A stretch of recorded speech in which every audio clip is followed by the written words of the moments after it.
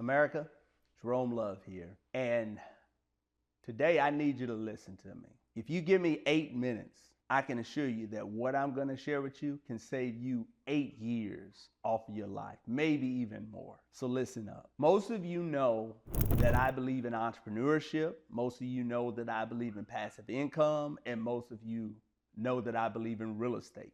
And let me tell you why. I believe that everyone, regardless of race, regardless of class, regardless of gender, should be empowered to choose their own destiny. Some people may want to live on a boat. Somebody may want to be on a mission field in Africa. Whatever it is, you should be empowered to live your life the way you want, to spend time with your family, to take a day off, to go exercise, to go work out, whatever it is, however you want to live your life. But far too many of us are living beneath our means because we're working on a job, because someone else controls our life. We're doing things that we're not comfortable doing, that we know are immoral, just to make the ends meet. I believe that we were all created with a purpose by someone that has gave us a purpose. And if we aren't in control of our destinies, then someone else is calling the shots. And I think that that's a travesty. Now, there are two stories that really highlighted this for me in my life, and I'm going to share those stories with you today. And my hope is it will inspire someone out there to change the course of their life, to do something different, to start that business, start investing in real estate. Whatever it is you need to do to take charge of your future, I want you to do that because you deserve it.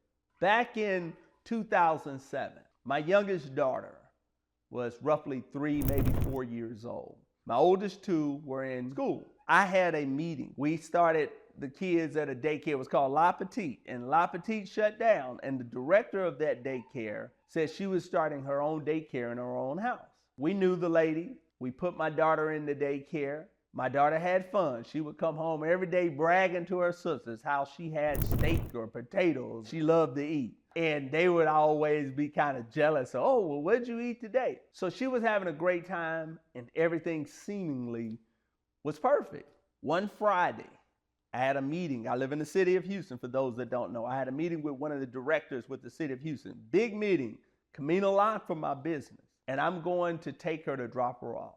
When we pulled onto the street, she says, "Daddy, I don't want to go in there today." And now I'm in my go mode. I got to go to work. I said, "Jalea, no, you about to go in here. I got to go. I got to meet." She says, "Daddy, I don't want to go in there." And I kept driving up the street because I had to make this meeting. So I pulled in the driveway, opened the door, and I got her out the seat, and she was crying. She says, "Daddy, I don't want to go in there." And I put her on the ground. She can walk. I was pulling her by her hand. I said, "Jalea, come on." And we got halfway up the driveway. She snatches her hand away and just bursts into tears and starts screaming and says, "Daddy, I don't want to go in there." By this point, the lady had opened the door and she saw us, and she was like, "What's going on? Come on in." She said, "No, Daddy, no, Daddy." So I had a choice to make. So I picked my daughter up, put her back in the car, and I drove downtown to my meeting. And I told that director, something happened at my daughter's daycare, and she's going to be in this meeting today. Take it or leave it. Either we can reschedule or we can have the meeting. We ended up having the meeting. Everything went pretty well. After the meeting, I called a friend of mine who's a psychiatrist, and they kind of talked to her. To this day, we really don't know what happened, but something that had happened in that home had traumatized her. It had scared her pretty bad. It's our belief the lady that was over the daycare had a boyfriend that was there, and they were probably in the house arguing and fighting, and it scared her because she doesn't really see a lot of that at home. So she was a little bit traumatized. All she would say is there was a big black man that was high in the sky, and she would call him the big bad wolf. Now, when we went back to kind of talk to the lady to see what was going on, there was a guy that showed up that met that description. My daughter's fine. She's in college. No problems whatsoever. After a couple weeks, she couldn't sleep at night and things of that nature. But it made me think about how many people out there are in a position where they have to put their children in situations that they know aren't the best because they got to go work a job. That shouldn't happen, folks. You should be able to take care of yourself, and you should be able to take care of your family. And that's why what you do with your money, it really matters. You got to save your money. You got to invest your money, and you need to be in a position where you can control your own destiny. Story number 2. My dad died of cancer in 2015. 2012, he started getting sick. He was trying to get diagnosis. 2013, he came to Houston. He goes to Memorial Hermann to get a sedated MRI at 10 o'clock. He goes in. They tell him, you can't get the procedure because you need someone here to drive you home. My dad calls me at 9:15. He says, son, I need you. And I said, what do you need? He said, I'm here at MD Anderson. I got to get this procedure, and they won't allow me to get it unless someone is 18 is here with me. Got in my car, picked up my laptop, drove down. He had his procedure. I spent the day at the hospital till about 1 o'clock working in the lobby on my computer, drove him back to his hotel, sat at the foot of his bed. He slept most of the day, and I worked on my computer. When we were done, we went to dinner, and we began to talk about what makes you a success in life. And he said, son, what do you think makes success? I said, Dad, I think this right here. You needed me. I didn't have to check with anybody. I was able to come get you. I was able to take care of you. You got your procedure, and I got my work done.